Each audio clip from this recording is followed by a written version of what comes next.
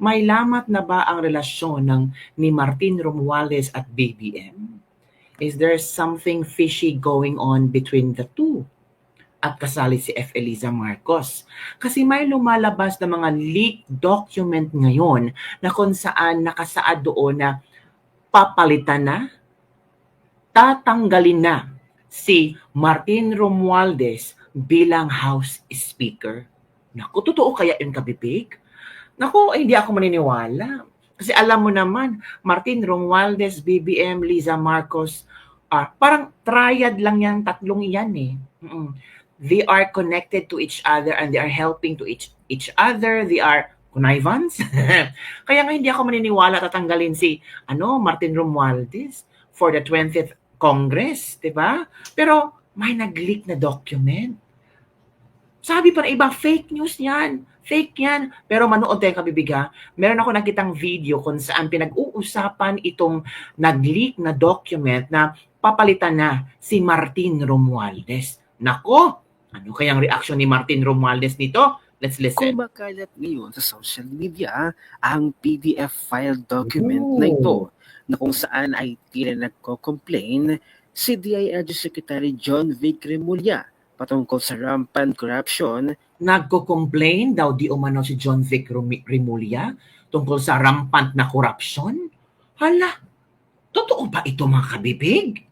Sa Kongreso at tila nagmumungkahi kay President BBM na palitan na si Martin Romualdez bilang House Speaker. Ngunit ayon naman sa mga netizens ay baka naman drama lang ito at palabas na kunwari ay galit-galitan sila. Ayon pa sa nadiskubre ni Ka-Eric Jeff Celis. Ito, Ka-Erica, here is it now. The PDF file copy is with me. The Marcos-Romualdez alliance is breaking up soon. And please read and share the exclusive memo below. True or false? Totoo ba ito or fake ito? Here it is now.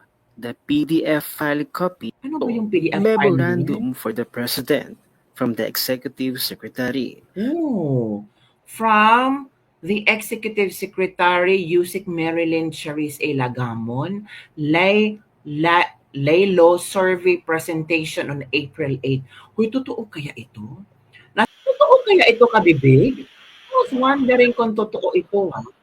As in, na-shock ako. Di ba? Ito, Dito, tingnan natin basahin natin kung ano ang laman. Basahin to ha. Wait for a while. Basahin ko. Sabi dito, the PR team, number 4 to, number 4 to. The PR team will need to redouble their efforts over the next month to undo the damage done by the critics against the Malacanang. Their actions on former President Duterte's arrest have severely undermined the strong position we have built over more than a year.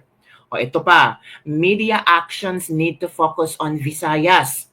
The key is to carry out intensive and positive propaganda for the government on multimedia platforms.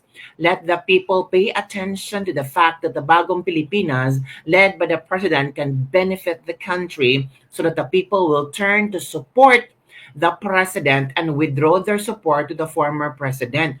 Uy, totoo kaya to? Kaya sabi ng iba, kaya pala, sentro ang Bisaya sa 20 pesos na bigas. Ito pala yung plano nila. Pero I'm not sure kung totoo ba ito.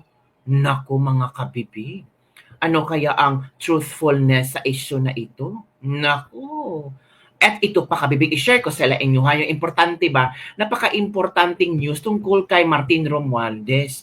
Pero hindi pa ito sure kung totoo ba itong leaked document kasi marami ng fake news ngayon. I-check natin later kung totoo ba ito hindi. Sa number 8, DILG Secretary Remulla said corruption was rampant in Congress under Speaker Romualdez's leadership, which significantly lowered the Bagong Pilipinas approval and trust ratings during the campaign. Wait muna. Di ba, bago lang naglabas ng ratings na kung saan mataas ang tiwala ng mga tao sa House of Representatives? Di ba si Martin yon? Di ba? So parang, ewan ko, kabibig. Even the military has expressed dissatisfaction many times. The president need to make a determined effort to replace the speaker. The president acknowledged that a strong Congress leader could effectively improve the government's approval and trust ratings, and said it will consider to place Congressman Tiangco as speaker candidate if the results in the House is unsatisfactory. Pero ang resulta naman ng House ngayon is 59 something. So mataas ang House rating, 'di ba? Sa latest survey, 'di ba? Sa Tangere yata, mataas ang House rating. So hindi pwedeng mapalitan si Martin Romualdez. Ito pa, Congressman Tiangco said he would adjust the campaign strategies according to the current election situation, especially in media. The opponents' actions have seriously interfered with voters' judgment, which is the main reason for our decline in approval and trust ratings. The president instructed him as a campaign manager, si Congressman Tiangco pala ang campaign manager, to fully advance the media actions and make sure it is funded and logistically ready for the next month. Kailan ba ito? April 15. Totoo kaya ito, kabibig? Sige, mag-search ako, kabibig, ha, kung totoo man ito or totoo ba ito or hindi. Kasi kailangan din natin maglebak-lebak tayo. Dapat may totoo ito. Ay, ito. May nakita. Fake pala yun, kabibig. Oo, kabibig. Fake pala. Naglabas na ang naglabas, ito kabibig, share ko sa inyo, ha.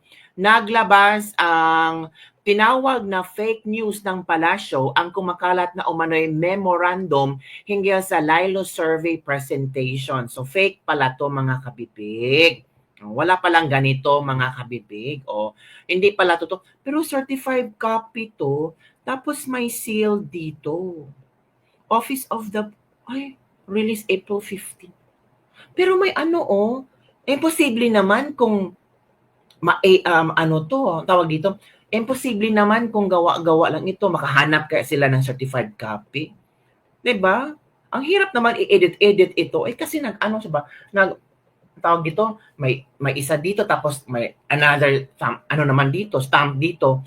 'Di ba? 'Yun ang mga tanong ng mga netizens. Fake ba talaga 'yan? Fake nga, sabi ng Malacanang. So wag kayong maniwala sa dokumentong pinalabas ngayon. It's not true. It's fake. Tapos may statement din dito, mga kabibig. Ito. Basahin natin, ha. Ito.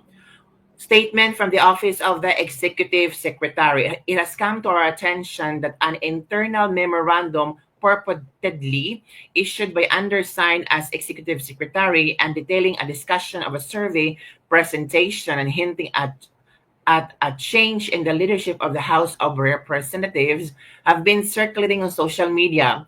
The Office of the Executive Secretary categorically denies the authenticity of the said memorandum. Apparently, the spurious memorandum is a blatant attempt to spread disinformation and to sow division in the ranks of the administration candidates. It should be dismissed as the handiwork of malicious minds.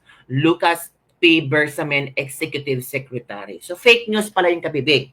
Correction lang, ha. Fake news po yun at nakakasira po yan sa administrasyon, lalo na sa alyansa ni BBM. So wag maniwala, mga kabibig.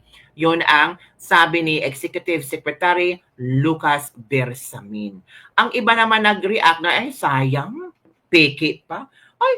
Sabi ng mga ibang netizen ba, naku, akala namin totoo, sayang, fake news pala. Akala ko naman ina-action na talaga ng executive yung corrupt na House of Representatives. Hindi naman pala. Yun ang reaction ni Brian Sales Borromeo. Sabi ni Benjamin L. Custodio, sana totoo na ang balitang kumakalat dahil dapat na siyang palitan. Isama niyo na rin ang lahat ng party list.